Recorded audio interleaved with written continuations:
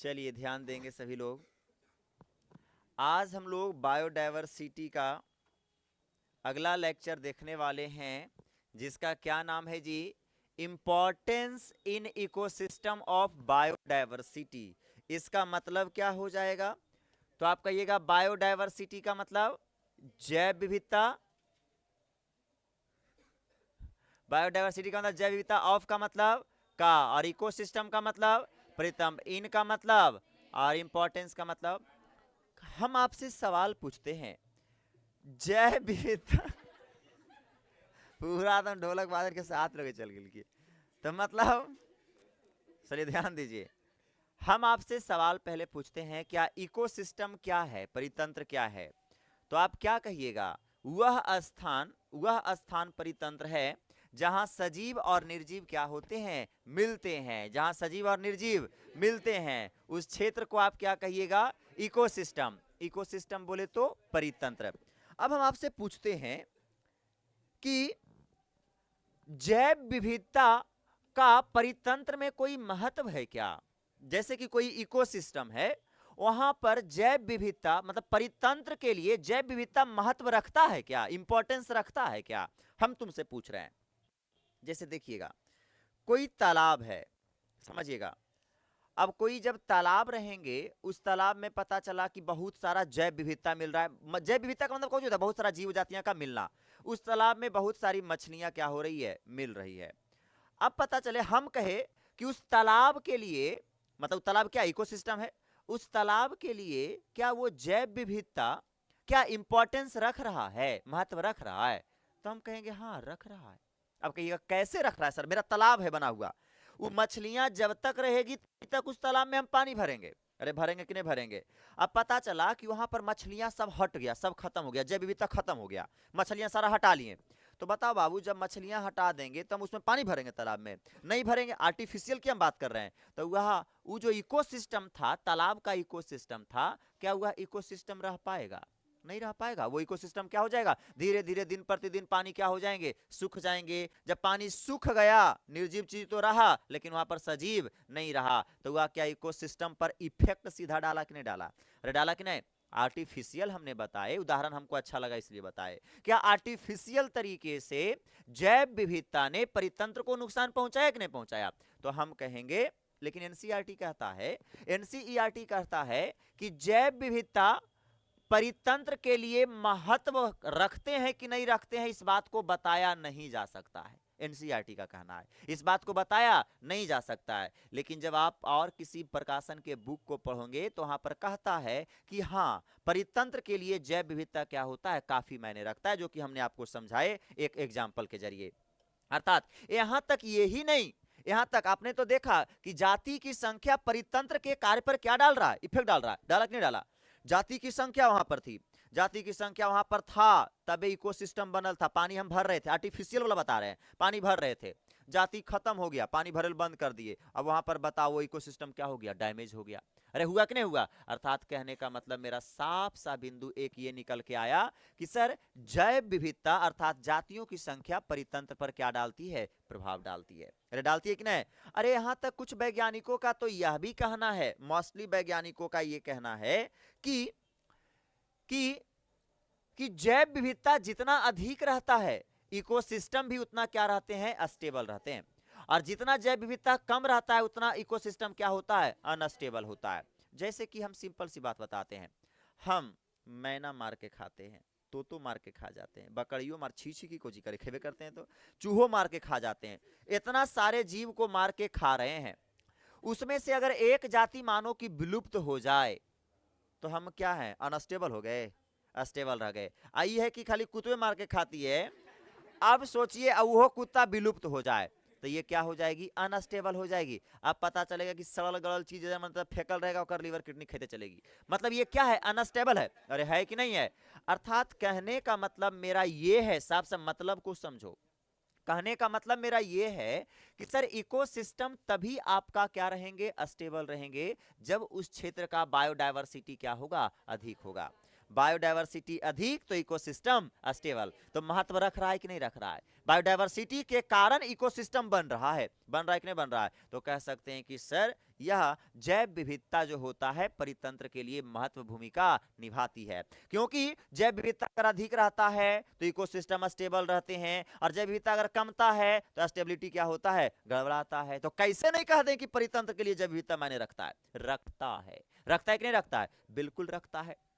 अब कहेगा कि सर कैसे हम पता करेंगे कि हमारा इकोसिस्टम स्टेबल है कि नहीं? कैसे हम पता करेंगे कि मेरा इकोसिस्टम स्टेबल है कि नहीं? तो इस बात को याद रखना, ये बहुत इंपॉर्टेंट बिंदु है। कैसे पता करेंगे सर कि हमारा जो इकोसिस्टम है वो स्टेबल है? तो ध्यान रखिएगा, मतलब इकोसिस्टम स्टेबिलिटी के 4 पैमाने हैं। चारों पैमाने हम आपको बताते हैं। एक वैज्ञानिक का नाम, जिस वैज्ञानिक का नाम याद रखना, डेविड टिलमैन। क्या नाम है? डेविड टिल्लू, मतलब डेविड टिलमैन। क्या बोलिएगा? David Tilman. डेविड टिलमैन ने छोटे छोटे पृथ्वी के भूखंडों पर, भूखंडों का मतलब क्या होता है? पृथ्वी का टुकड़ा। छोटे छोटे भूखंडों पर जाकर इन्होंने क्या किए? अध्ययन किए। और अध्ययन करने से पता इनको यह चला कि जहां पर ज्यादा उत्पादकता है, जहां पर उत्पादकता ज्यादा मतलब पेड़ पौधे ज्यादा हैं, वहां पर ज्यादा क्या मिल रहा है? जातीय जैव विविधता मिल रहा है। जाहिर सी बात है बाबू, जहां पेड़ पौधा ज्यादा होंगे वहां जीव जंतु कंज्यूमर ज्यादा होंगे, और कंज्यूमर उपभोक्ता ज्यादा होंगे, इसका मतलब जातीय जैव विविधता दिखेगा।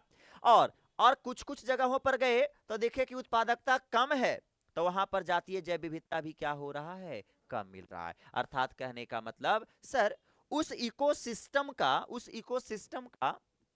स्टेबल है कि नहीं है, ये हम ऐसे भी पता कर सकते हैं, कि उस क्षेत्र में कितना प्रोड्यूसर हैं, उत्पादक हैं, उससे हम पता कर सकते हैं स्टेबिलिटी है कि नहीं है। जैसे कि मानिए कोई दो गो हम भूखंड लिए, ये 2 भूखंड ले लिए, ये मानिए हम ले लिए अमेरिका, ये क्या ले लिए? अमेरिका ले लिए, और ये मानिए हम ले लिए लंदन। 2 भूखंड हो गया, बड़ा बड़ा पूरा देश के भूखंड बना दिए हम। अब समझिएगा, समझना है केवल। अब हम आपके सामने बातें कर रहे हैं कि अमेरिका में पेड़ पौधों की 1000 जातियां मिल रही है। कितनी जातियां? 1000 जातियां। और यहां पेड़ पौधे का मात्र पता चला, यहां पेड़ पौधे का मात्र पता चल रहा है कि 200 जातियां मिल रहा है। अब हम आपके सामने कहेंगे कि बताइए, अब इससे हमको पता चल जाएगा, हमको पता चला कि अमेरिका में 1000 जाति का पौधा है, और लंदन में कितना जाति का है?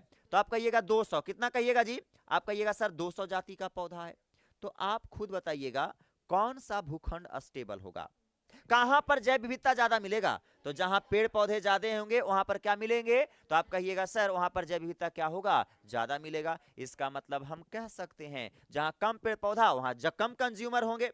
हमारे गांव में देखल जाए तो 20 गो पौधा के बगीचा है, तो जब पर लोमड़ी या भेड़ और बकरी दिखता है क्या? बकरिया तकड़िया भल कोई लाके बांध देता है, कुतवा उतवा भल भेमियाता है। लेकिन ऐसा है कि शेर घूमते नजर आ रहा है, रात में से निकल गया, होने से कुतलाकड़ निकल गया, ऐसा है क्या? ऐसा नहीं। लेकिन जब बड़े स्तर पर जहां पेड़ पौधे ज्यादा मिल रहे हैं, अगर उस भूखंड में जाते हैं तो बायोडायवर्सिटी का पता चलता है, जातीय जैव विविधता ज्यादा देखने को मिलते हैं। तो बताओ ये इकोसिस्टम स्टेबल है कि नहीं है? हम जीव जंतु को गिन कर बता रहे हैं? नहीं, केवल किस पर बता दे रहे हैं? प्रोड्यूसर पर। किस पर बता रहे हैं? प्रोड्यूसर पर। और इस बात को बताने वाले वैज्ञानिक का नाम क्या था? David Tilman. डेविड टिल्लू ने, मतलब डेविड टिलमैन, वही डेविड टिलमैन ने क्या किए? लिल्ली दिखाकर बोले, मतलब यह डेविड टिलमैन ने क्या किए? लिल्ली लिल्ली लिल्ली एगो पुष्प भी होता है रे बुड़बक, तू मतलब ऊ समझ आता है? लिली नहीं, लिली पुष्प है जी। तो तू लिली का मतलब तू समझ जाई, चल बकचोन रहा। देख, तो मतलब डेविड टिलमैन ने जब सभी खंडों पर गए तो देखे कि सर जहां जहां प्रोड्यूसर कम है वहां वहां जैव विविधता कम मिल रहा है, जहां प्रोड्यूसर ज्यादा वहां जैव विविधता क्या हो रहा है? अधिक मिल रहा है। तो ये इससे हमारा इकोसिस्टम मेरा कितना स्टेबल है ये पता चल रहा है कि नहीं पता चल रहा है? जहां पेड़ पौधे ज्यादा है वहां जीव जंतु ज्यादा है, वो क्षेत्र क्या है? भूखंड स्टेबल ज्यादा है। और जहां कम मिल रहे हैं वो क्या है? कम स्टेबिलिटी है। पहला पैमाना आप ये देख लिए कि जहां प्रोड्यूसर ज्यादा होंगे वह इकोसिस्टम स्टेबल होगा। होगा कि नहीं होगा? जहां प्रोड्यूसर कम होंगे वह इकोसिस्टम अनस्टेबल होगा। कोई दिक्कत? ये हो गया पहला पैमाने हो गया। अब आइए दूसरा पैमाने की अगर बातें करें तो, दूसरा पैमाने की अगर बात करें तो देखो बाबू, दूसरा पैमाना क्या है? अगर आपको कोई भी इकोसिस्टम प्राकृतिक आपदाओं को झेल लेता है तो वह बताइएगा कोई जैसे इकोसिस्टम है, कोई जंगल है, बहुत बड़ा जंगल है, प्राकृतिक दबावों को मतलब बारिशों को झेल लेता है, बड़ा जोर जोर से एकदम कस के एकदम हवा चलती है, फिर भी एगो पेड़ पौधा नहीं कबड़ता है, तो आप बताइएगा उस क्षेत्र का इकोसिस्टम अच्छा होगा कि नहीं होगा? और जब इकोसिस्टम जब अच्छा होगा तो जाहिर सी बात वहां जातीय जैव विविधता भी क्या होगा? अधिक होगा। अर्थात कह सकते हैं कि सर हम अगर हम करें परितंत्र की, अगर बात करें, हमारा दिमाग होने चल जा रहा है यार ये सब ऐसे, अगर हम बात करें परितंत्र का अस्टेबल का कैसे पता लगाएंगे, तो परितंत्र का अस्टेबल आपका कितना है इससे भी पता चल सकता है कि वह इकोसिस्टम कितना प्राकृतिक आपदाओं को क्या कर रहा है? रोक रहा है, झेल रहा है। यह भी पता चलेगा कि मानव वह इकोसिस्टम कितना अस्टेबल है, इस बात से भी पता चलता है कि मानव द्वारा निर्मित बाधा को कितना झेल सकता है। जैसे कि पता चला एने से गेलियो कुल्हाड़ी लेके, हम भी गेलियो, हम सोचलियो पुष्पा मूवी देखलियो रात में और ओरा से प्रेरित हो गेलियो, हमरो एकदम चंदन के लकड़ी के तस्करी करेले हम अमेजोन के जंगल में ढुक गेलियो, हमरा ऐसा 50 गो गेलियो, बात अलग हो, फिर जेल में चल गेलियो, अलग चीज हो, लेकिन गेलियो। अब बताइए जब हम गए, अब पता चला जैसे हम गए वहां के जानवरों ने हमरा पर हमला किया, तो ये क्या था? ये मानव निर्मित बाधा। हम क्या करे थे? मानव हम अपने खुद हाथों से अपने कुल्हाड़ी बनाए और वहां पर इकोसिस्टम को बर्बाद करने के लिए हम गए कि नहीं गए? लेकिन हमारा शेर देखा, एक झपट्टा मारा और दोबारा हमारा पूरा 10 खानदान के नहीं पावर पड़ा कि वहां पर जाए, समझ रहा है? तो ये बताइएगा, तो ये मानव निर्मित बाधा को ये निर्भर कर रहा है कि नहीं वो इकोसिस्टम कितना अच्छा होगा?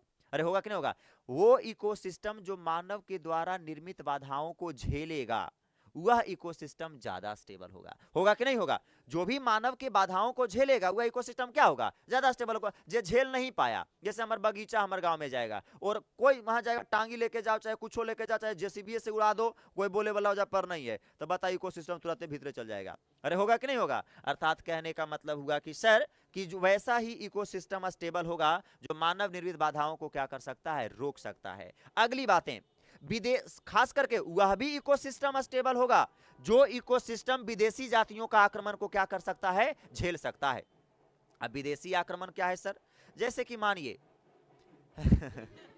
कौची सब शादी विवाह ना माहौल खराब करके दे ले, रात के ऑनलाइन क्लास नहीं हो रहा है, समझ रहा है? क्या करें अब, कैसे? अच्छा यही पर होता है। और रतिया जब होता है शाम में आने लगता है ना, तो और मार डिडिंग करने लगता है कस के, डीजे भी बजता है, एनहू बजता है, इतना आवाज आता है पते नहीं चलता है। चलिए तो देखिएगा, जाने दो, अच्छा एक सेकेंड, थोड़ा सा एंजॉय ले लो, उसका एंजॉय ले लो थोड़ा सा। चलिए देखिए, अब तो वह भी इकोसिस्टम ज्यादा स्टेबल होंगे जो इकोसिस्टम विदेशी जातियों का आक्रमण को क्या करके रखा हो? रोक रखा हो। जैसे कि पता चला अब मेरा इकोसिस्टम है, जैसे समझिएगा हमने एगो गांव में एक तालाब एकदम मस्त तरीके से एकदम खंदाए कि सरकार पैसा दे तो 70,000 रुपया 80,000 पैसों मिल तो मछलियों पालबो, मछलियों खेबो, और पैसा निकलतो फिर निकल उकल तो पैसा फिर तालाब के भरा दो, फिर पर कब्जा कर लेबो। ऐसा दिमाग में होता है, गांव की सोच में होती है, ऐसा फंड आता है गांव में जी। तो अगर बात किया जाए, अब उस तालाब में हम बहुत प्रकार की मछलियां लाए, वेराइटी के, और एक विदेश हम गए तो विदेश में एक अलग प्रकार की मछलियां दिखा और हमको बहुत सुंदर लगा, और उस मछली को प्लास्टिक में पैक किए, कार के प्लास्टिक में, पॉलिथीन में, और ला के हम अपना क्या किए जी? अपना तालाब में डाल दिए। अब बताओ, अब वो पता था उस शिकारी मछली था जिसको हमने लाया, अब पता चला तालाब में जितना मछली था सबके वो निगल गया छोटा। अब बता, जब निगल गया तो वो बताइएगा वहां का इकोसिस्टम स्टेबल रहा कि अनस्टेबल हो गया? अनस्टेबल हो गया। मतलब विदेशी जातियों के आक्रमण से भी इकोसिस्टम अनस्टेबलाइज्ड होते हैं। अरे होते हैं कि नहीं होते हैं? तो आपने देखा 4 पैमाना जिससे कि आप पता कर सकते हैं कि आपका इकोसिस्टम स्टेबल है कि नहीं। पहला नंबर में प्रोड्यूसर से पता कर सकते हैं, उस क्षेत्र में कितना प्रोड्यूसर मिल रहा है, कितना उत्पादक मिल रहा है, यह आपको बता देगा कि उस क्षेत्र स्टेबल कितना है। समझ रहा है बातों को? दूसरा नंबर में उसके बाद वह इकोसिस्टम स्टेबल कितना है, यह बता देगा कि प्राकृतिक आपदा को वो कितना झेल पा रहा है। उसके बाद तीसरा नंबर में मानव निर्मित बाधाओं के, मानव द्वारा बाधाओं को वह इकोसिस्टम कितना झेल रहा है, ये सब चीजों को क्या बता देगा? उसकी स्टेबिलिटी को बता देगा। उसके बाद विदेशी जातियों का आक्रमण भी इकोसिस्टम के स्टेबिलिटी को क्या करता है? बताता है। तो ये 4 पैमाना ये जीवन के आपको याद रख लेना है, इंपॉर्टेंट है बाबू। 2 नंबर के लिए या फिर 5 नंबर के लिए पूछ देगा। आप बताइए कोई क्षेत्र कोई क्षेत्र का इकोसिस्टम या कोई इकोसिस्टम स्टेबल कैसे है, इस बात का पता हम कितने पैमानों पर लगाते हैं? 4। कितने पैमाने पर? 4। पहला उत्पादकता पर, पहला उस क्षेत्र में कितना उत्पादकता है। दूसरा नंबर में कौची पर? प्राकृतिक आपदाओं को वो कितना झेल रहा है वो परितंत्र। दूसरा नंबर में मानव निर्मित बाधाओं को कितना झेल रहा है वह परितंत्र। और चौथा नंबर में विदेशी जातियों के आक्रमण को कितना झेल रहा है। पता चल लो कि हमारे बगीचा में बहुत ढेर सारा पक्षी हलो, एगो बड़के गो ऐसे करके एकदम ऊ वाला अगलो कोची को रोबोट वाला, रोबोट 2.0 नहीं देखा है? अक्षय कुमार नहीं देखा है?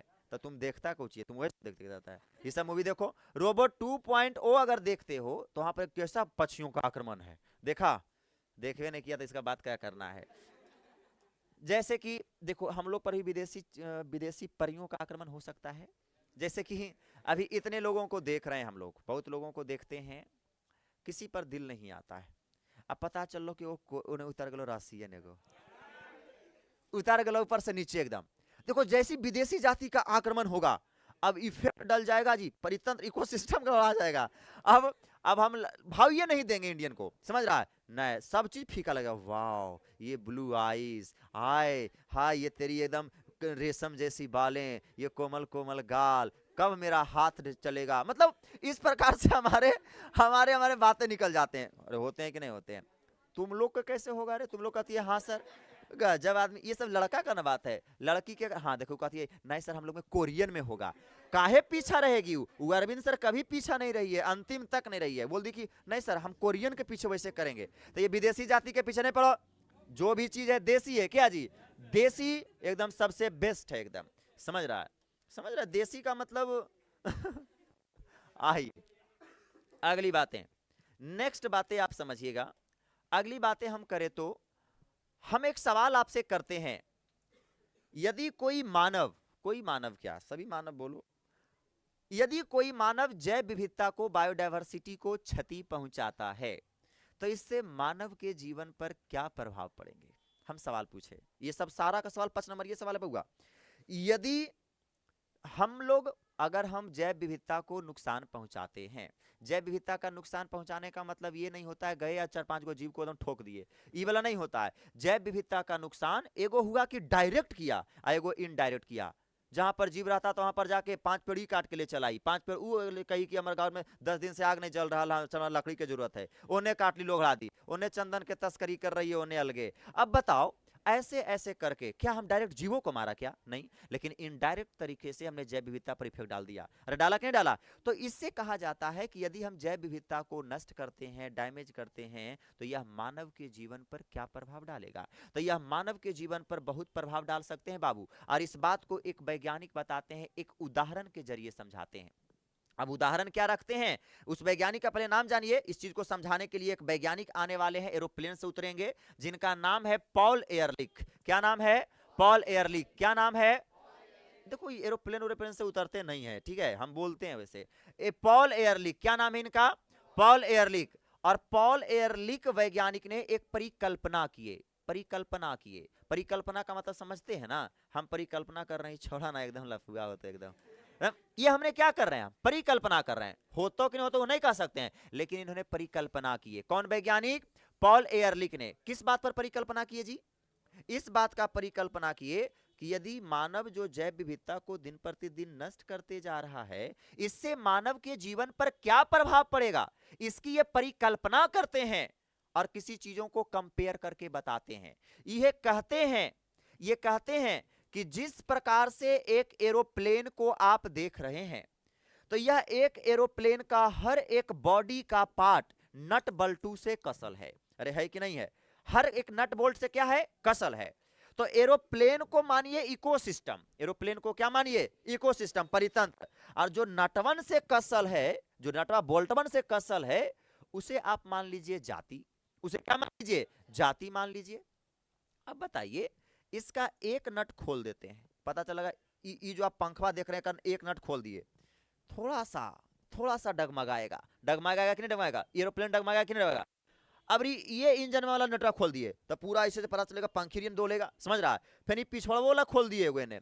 तो ऐसे करने से जैसे जैसे इसके आप नट्स को खोलते जा रहे हैं, यह ये जो एरोप्लेन है क्या होते जा रहा है, डैमेज होते जा रहा है। एरोप्लेन क्या होते जा रहा है, डैमेज होते जा रहा है। बस बिल्कुल इसी प्रकार से जैसे जैसे आपकी जातियां विलुप्त होते जाएगी, वैसा वैसे इकोसिस्टम भी क्या जाएगा, नष्ट होते जाएगा, डैमेज होते जाएगा। और इस चीज को बताने वाले वैज्ञानिक का नाम क्या था, बोलो जरा, क्या नाम था इस बताने वाले?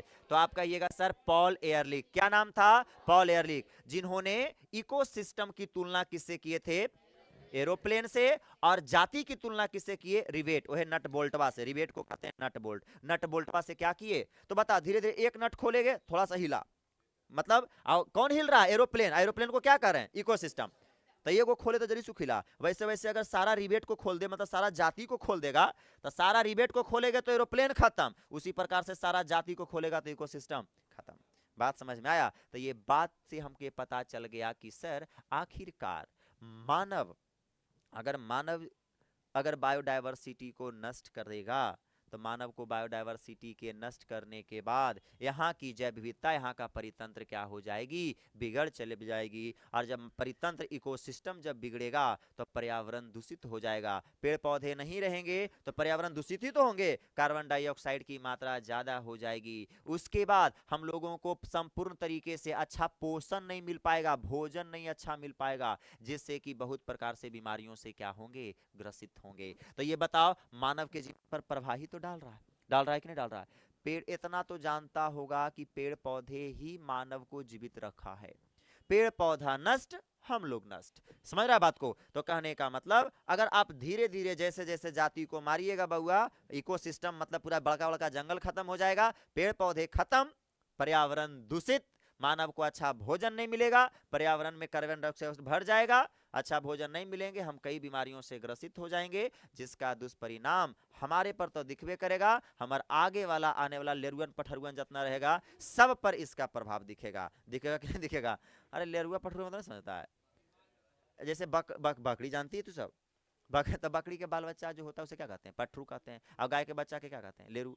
तो वही हम लोग को बाल बच्चा लेरुआ पठरुअन हुआ जी। तो वही हुआ। तो लेरुअन पठरुअन पर आपको प्रभाव दिखेगा, तो हम कह सकते हैं कि ऐसी समस्याएं आपको उत्पन्न हो सकती है बायोडायवर्सिटी को डैमेज करने से। तो ये हो गई बातें, समझ रहा है बातों को? तो आप समझ गए किस प्रकार से एरोप्लेन की बातें से नष्ट हो रहा है, इस बात को समझ गए। देखो, ये देख लो, देखो आप बताइए, लड़की के जात एरोप्लेन पे भी बैठता हो तो पोज कैसे दे लो, पहले देखिए।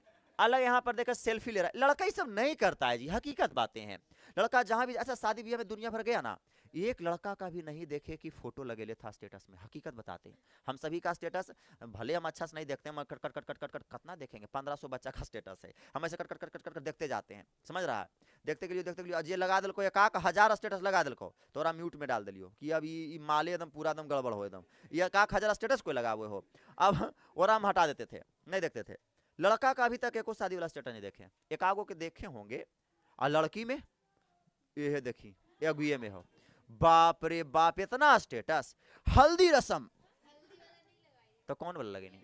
हाँ, मेहंदी रसम, मेहंदी रसम एगो, फिर अलगे फोटो, और फिर एगो, मतलब अलग अलग प्रकार के वेराइटी के फोटो। वही ये सब देखो, ये सब दुष्प्रभाव दिखता है, ये सब परितंत्र को बिगाड़ रही है, ये सब इकोसिस्टम को खतरा है। अरे है कि नहीं सबसे?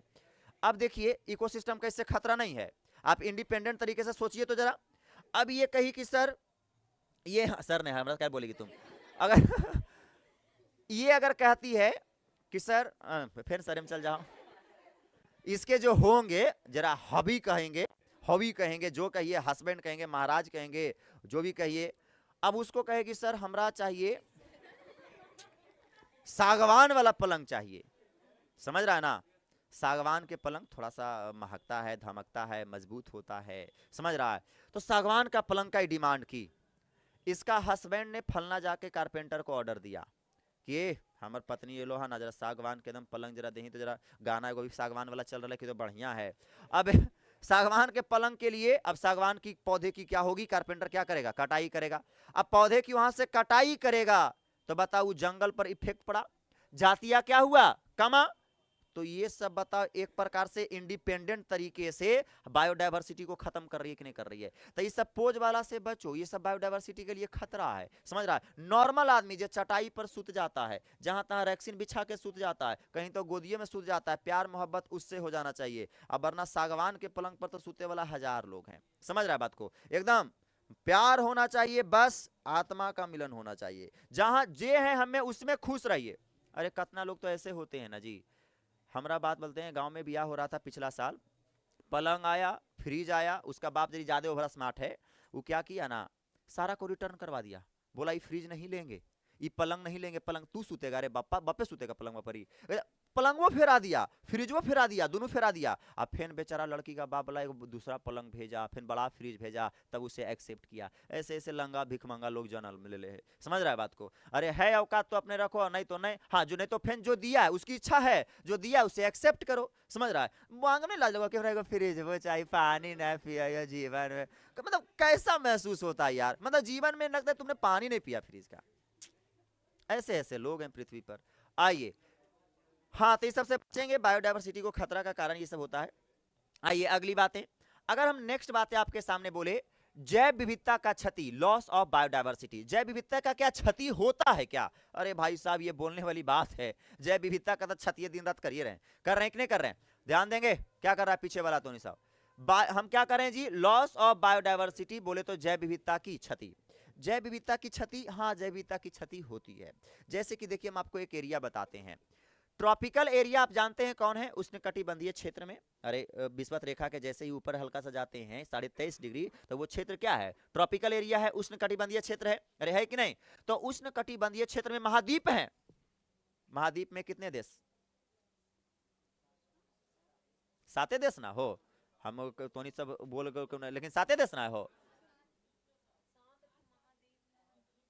अरे तो हम महाद्वीप की बात कर रहे हैं, हम कर रहे हैं कोई बात, महाद्वीप की बात कर रहे हैं, बुआ महादेश निकल गया था मुंह से, महाद्वीप की बात कर, साते ना है जी, चलिए हाँ तो ठीक है। तो चलिए पढ़ना हो गया, हिस्ट्री बहुत दिन ना हो गया। तो 7 महाद्वीप जिसमें है, अब जान रहे हैं यूरोप यूरोप आता है इसमें। तो हाँ, तो हमारे क्या है, महाद्वीप की अगर बात करें, उष्णकटिबंधीय क्षेत्र में जो महाद्वीप हैं, जिसमें आपके 7 देश आते हैं, तो देखा क्या गया, वहां पर मानव की बस्तियां बसने लगी, जहां पर जंगल रहा करते थे वहां पर मानव की क्या बसने लगी, बस्ती बसने लगी। और मानव की बस्तियां बसने से इस पहले के समय में इस ट्रॉपिकल एरिया में बहुत सारी पक्षियों की जातियां दिखती थी, पापा का परी भी दिखती थी इसमें उष्णकटिबंधीय क्षेत्र में। परंतु इस महाद्वीप का जगह मानव की बस्तियों ने ले लिया, जिसके कारण उस उष्णकटिबंधीय क्षेत्र में 2000 पक्षियों की जातियां क्या हो गई, विलुप्त हो गई। 2000 पक्षियों की जातियां क्या हो गई, विलुप्त हो गई। तो इससे जैव विविधता का क्या हुआ, हानि, लॉस हुआ कि नहीं हुआ। तो हम कह सकते हैं जैव विविधता का लॉस होता है क्या, मानव के द्वारा क्या। हाँ आपने देखा, जैव विविधता को लॉस, पर्यावरण को गंदा, इस संसार को बर्बाद, इस पृथ्वी को नुकसान, सब जो कोई कर रहा है वो कौन कर रहा है, मानव कर रहा है। आप देख सकते हैं उष्णकटिबंधीय क्षेत्र में महाद्वीप था, वहां बहुत सारे जंगल झाड़ रहा करते थे, लेकिन उसे काट काट कर मानव बसने लगे, और उस वहां पर का उष्णकटिबंधीय क्षेत्र से कितना जाति को भगा दिए, 2000 पक्षी की जाति को क्या कर दिए, भगा दिए। तो इससे जैव विविधता की क्या हो रही है, क्षति हो रही है। जैव विविधता की क्या हो रही है, क्षति हो रही है। अरे यही नहीं, और जानो, IUCN का डाटा, अगर हम बात करें IUCN की बात करें, तो IUCN की डेटा कब जी, 2004, बहुत दिन से एनसीईआरटी अपडेट नहीं किया है, 2004 की कहानी कर रहा है, अभी तो और बहुत हो गया होगा। IUCN की अगर बात करें तो 2004 के अनुसार कहा जाता है कि आज से 500 साल पहले, याद रखिएगा 500 साल पहले कितनी जाति विलुप्त हो गई है, 784। 784 जीवों की जातियां क्या हो गई है, विलुप्त हो गई है। कितना साल में, महज 500 साल में। ये कौन डेटा कह रहा है, 2004 वाला डेटा, IUCN का डेटा कब, 2004 वाला कह रहा है मात्र 500 सालों में आपका कितना की 784 जाति क्या हो चुका है, विलुप्त हो चुका है।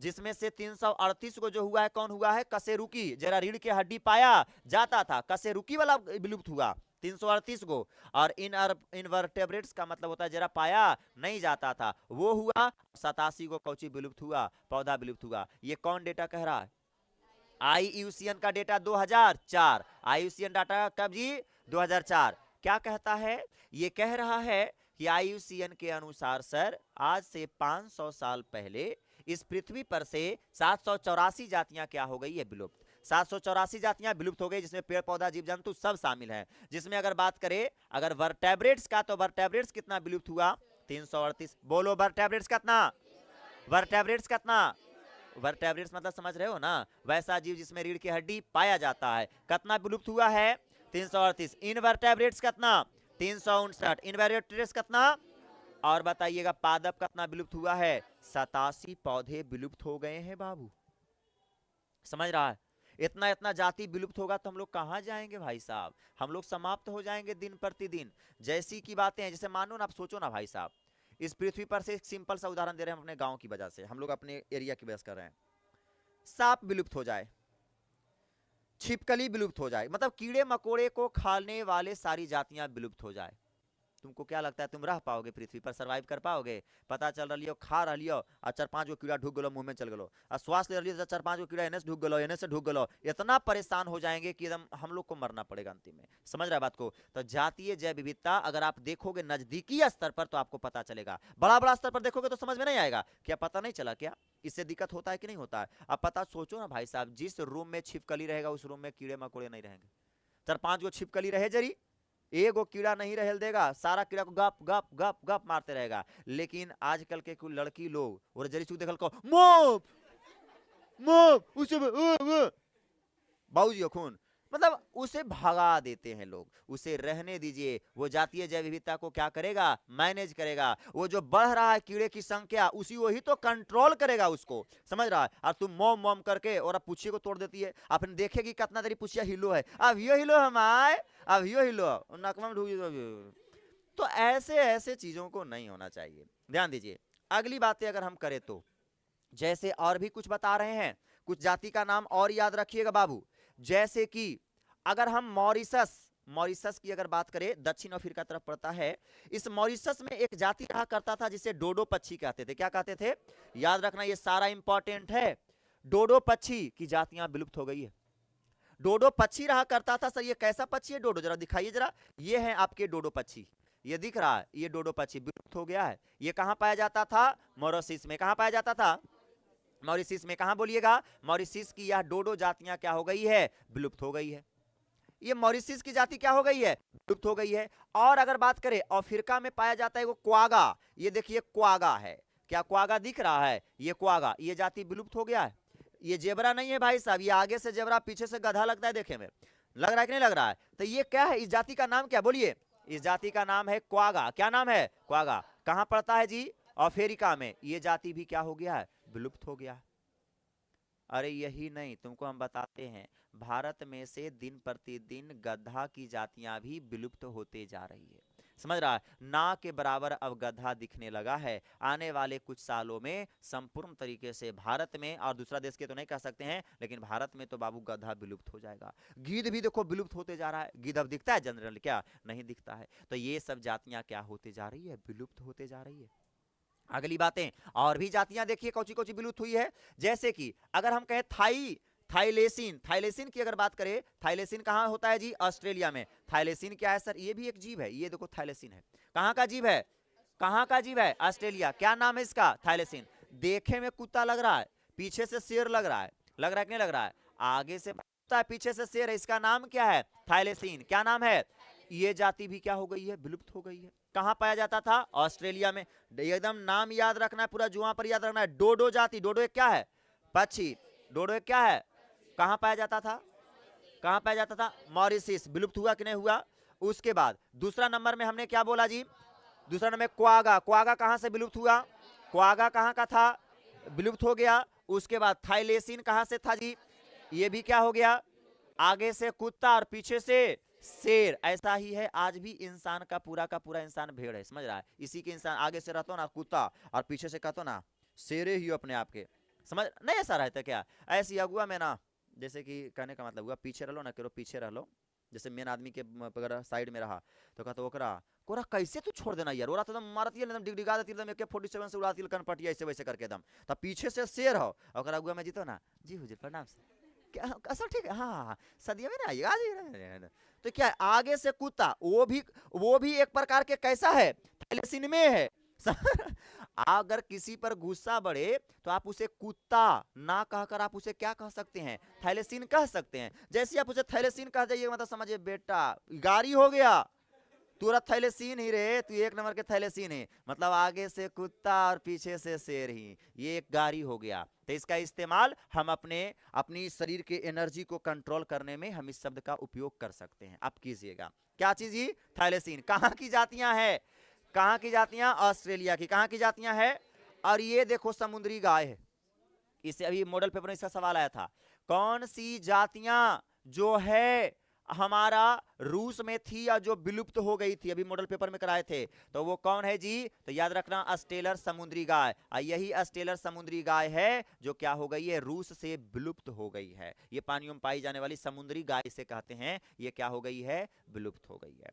तो ये सारी जातियां कहां के हैं, विलुप्त हुई है, इसका आपको याद रखना है। एक बार फिर हम बोल देते हैं, मॉरिशस की कौन सी जाति विलुप्त हुई, क्या बोलिएगा, डोडो। अफ्रीका के कौन, क्वागो। अफ्रीका के कौन, ऑस्ट्रेलिया के कौन, थैलेसीन। ऑस्ट्रेलिया के कौन, रूस के कौन, समुद्री गाय। और गाय के 3 जाति, और गाय के बोलते हैं, बाघ के 3 जाति आया करता था, रहता था, बाली, जावा, कैस्पियन, तीनों खत्म हो गया। एगो कोई एकदम नटघुरन रियन रहता था जी, अजीब रियन रहता था, फोटो उसका नहीं लगाए, ध्यान नहीं था हमको, अच्छा कोई बात नहीं, कल लगा देंगे। बाली, जावा, कैस्पियन की अगर बात करें तो बाली, जावा, कैस्पियन, यह बाघ की जाति है। ये तीनों क्या हो गई है, विलुप्त हो गई है। तो देखो कितनी जातियां विलुप्त हो रही है। हमें भल लग रहा है कि ये सब अभी एहसास नहीं दिख रहा है, ये सब दिखेगा अगला जनरेशन पर, प्रभाव इफेक्ट दिखेगा, लेकिन ये अगला जनरेशन को इफेक्ट दिखेगा। अरे अगला जनरेशन क्या, हल्का फल्का दिक्कत तो हमको अभी से महसूस होता है। पर्यावरण दूषित अभी से है, पेड़ पौधा अगर अच्छा खासा रहते तो पर्यावरण में का लेवल अच्छा रहता। हल्का सा इंसान का तबीयत खराब होता है ना, तो उसका तुरंत में एकदम CO2 चढ़ा दिया जाता है कि नहीं तुरंत CO2 ठूस हो। पर्यावरण में अच्छा तरीके से है नहीं, बच्चा को मिल नहीं पा रहा है, इसको बढ़िया से एकदम कस के भर ऑक्सीजन दो, अरे डाल देते हैं कि नहीं डाल देते हैं, फटाक से डाल देते हैं। CO2 नहीं, गलती से बोल रहे थे, ऑक्सीजन डाल देते हैं, अरे डालते हैं कि नहीं। और हम आपको ये भी बताए थे कि जब भी ऑक्सीजन को किसी इंसान में चढ़ाया जाता है तब प्योर ऑक्सीजन नहीं चढ़ाया जाता है, बताए थे। कहने का भल हम कह देते हैं कि फलना के ऑक्सीजन बबुआ के चढ़ रहा है, ऑक्सीजन कभी जब प्योर ऑक्सीजन चढ़ा देगा ना जिस दिन, तो फटाक से वो आप भीतर चल जाएगा। अगर 10 दिन बच्चे वाला है ना, वो आप एक दिन में जैसी मास्क पर लगाएगा ना, वो 2 मिनट में खत्म हो जाएगा, समझ रहा है। क्योंकि ऑक्सीजन की अगर बात करें ना, खाली ऑक्सीजन हैवी होता है, भारी होता है, और ऑक्सीजन जैसे करके लेगा ऐसे मारेगा ना, तो हड़ास लगा फेफड़ा पर मारा, बाप रे हथौड़ा कोई मारा लगेगा कि हथौड़ा मार रहा है फेफड़ा पर, उस इंसान को दिक्कत हो सकता है, समझ रहा बात को। इसीलिए उसे लाइटली बनाने के लिए साइड से हीलियम जैसी गैसों को क्या कर दिया जाता है, मिला दिया जाता है, जिससे उसका हैवीपन कोची बदल जाता है लाइटली में, और आराम से ले रहा है। जैसे हम लोग प्योर ऑक्सीजन थोड़ी ले रहे हैं, हम लोग वातावरण में जितना गैस होता है सब ले रहे हैं फेफड़ा के अंदर, ऑक्सीजन ले रहे हैं 21%, ऑक्सीजन ले रहे हैं ना जी, नाइट्रोजन 78% डाल रहे हैं, और कार्बन डाइऑक्साइड कितना 0.03%, सारा मिक्स करके डालाता है। फिर ऑक्सीजन को फिल्टर करके वो क्या करता है, फेफड़ा अंदर की ओर ब्लड में फैल देता है, समझ रहे हैं बात को। अगर प्योर ऑक्सीजन जिस दिन जाए लगा ना, तो तुरंत हमारा मतलब खत्म हो जाएंगे, फेफड़ा में पानी भर जाएगा भाई साहब, समझ रहा है। ऑक्सीजन में हल्का सा पानी की मात्रा होती है, देखता होगा मास्क लगे रहता होगा तो उसमें अगल बगल पानी भर जाता है, भरता है कि नहीं। अब बताए इंसान के फेफड़ा में पानी भर जाएगा खाली ऑक्सीजन लेवे तो निमोनिया हो जाएगा जी, अरे होगा कि नहीं होगा। तो कौची वो इलाज कराएगा, पता चल लो एलो लीवर के ऑपरेशन करावे ले, अब ईयरो में सूजन आ गलो, समझ रहा है। तो वो इंसान जे 10 दिन बचे वो 2 दिन में भीतर जाएगा। तो ये सब चीजों को ध्यान में रखना है, चलिएगा।